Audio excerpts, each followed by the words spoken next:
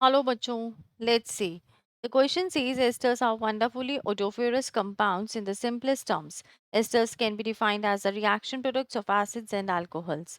They are derived from carboxylic acids. The carboxylic acid contains a COOH group, and in an ester, the hydrogen in this group is replaced by a hydrocarbon group. Many fragrances contain a group of compounds called esters. The table gives information about some esters and the fragrance they produce. We are given with ethyl methanoate, methyl butanate, ethyl butanate, propyl ethanoate. Animal and vegetable fats and oils are composed of long chain complicated esters. The physical difference observed between fat like butter and oil like sunflower oil are due to differences in melting point of mixture of esters they contain. If the melting point of the substance is below room temperature, it will be a liquid oil. If the melting point is above the room temperature, it will be a solid fat. A greater the number of double bonds or the degree of unsaturation in the molecule results in a lower melting point because the van der Waals forces are less effective. The question is the structure of some molecules are shown below, like structure 1, 2, 3 and 4. The correct order of their melting point is, and basically we are given in the increasing order. तो देखिए बच्चों, यहाँ पे इस question का जो की concept है वो क्या होगा कि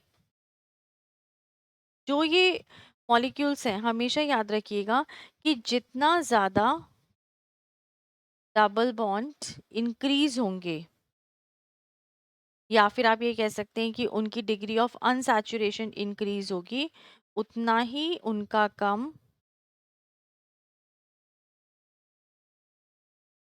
मेल्टिंग पॉइंट होगा। ठीक है, और क्यों होगा?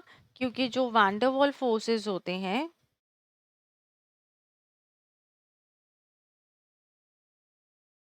वो कम इफेक्टिव होते हैं। ठीक है, अब बेसिकली हमें क्वेश्चन के अंदर जो है इंक्रीजिंग ऑर्डर दिया गया है सारे ऑप्शंस में। मीन्स जिसके पास ज़्यादा डबल बॉन्ड होंगे उसका मेल्टिंग पॉइंट कम होगा। तो अब अगर हम यहाँ पे देखें हमारे ऑप्शंस, तो हमारे पास ऑप्शन 2 और ऑप्शन 4 के अंदर डबल बॉन्ड्स हैं। अब अगर हम number of double bonds count करें तो ऑप्शन 2 में हमारे पास डबल बॉन्ड ज़्यादा है। इट मीन्स कि 2 का जो स्ट्रक्चर है उसका मेल्टिंग पॉइंट जो है वो सबसे कम होगा। फिर थोड़ा सा ज़्यादा हमारा फोर्थ का होगा। ठीक है, अब अगर हम स्ट्रक्चर 3 और स्ट्रक्चर 4 की बात करें, तो स्ट्रक्चर 3 और स्ट्रक्चर 1 की बात करें, तो यहाँ पे हमारे पास डबल बॉन्ड्स नहीं है। बट जो हमारा हम स्ट्रक्चर देखें तो जो स्ट्रक्चर 1 है वो हमारा स्मॉल है कंपेयर टू 3, बिकॉज आपको ये पता है कि वीक्स का मतलब भी क्या है, these are the carbon atoms only.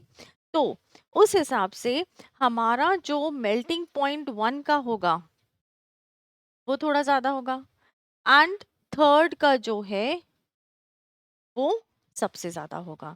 तो अकॉर्डिंग टू दिस जो करेक्ट आंसर होगा for the question is going to be option D. तो hope this is the most suitable answer for this question. All the best.